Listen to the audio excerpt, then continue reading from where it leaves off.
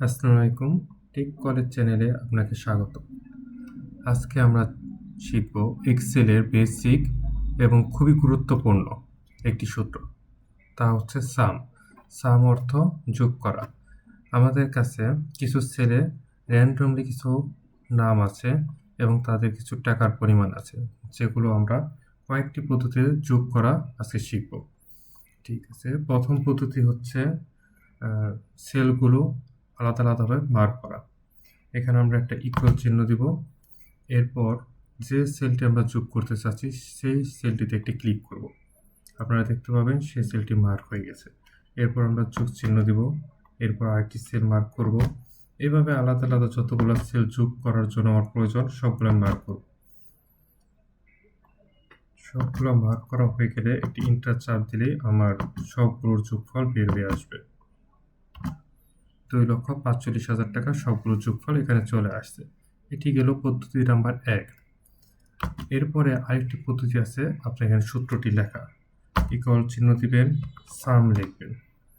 এরপর আপনি যতগুলো সেল যোগ করতে চান সেই সকল সেলগুলো এভাবে মার্ক করে নিয়ে আসবেন। মাউস ক্লিক করে নিচের দিকে টানবেন, আপনি সুন্দরভাবে এগুলো মার্ক হয়ে যাবে।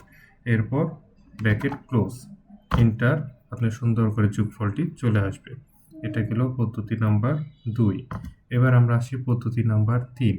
এখানে আপনি যে সেলটিতে টোটাল দিতে চান এখানে ক্লিক করার পর উপরে এই যে একটি চিহ্ন আছে, এটা হচ্ছে সাম। এবার বিভিন্ন সূত্র আছে কয়েকটা, তার মধ্যে আপনি সাম সূত্রটি বাছাই করার পর একটা ক্লিক করলে আপনি উপরে যে সেলগুলো নিচে থেকে মার্ক হয়ে যাবে।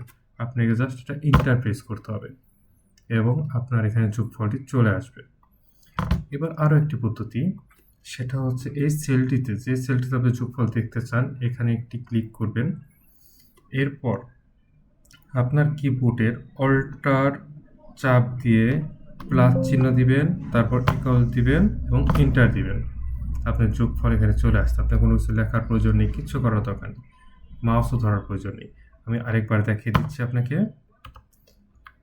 এখানে এসে অল্টার, তারপর যোগ চিহ্ন, তারপর একটা ইকুয়াল চিহ্ন দেওয়ার পর এন্টার প্রেস করবেন, আপনার এখানে একটা যোগফল চলে আসবে।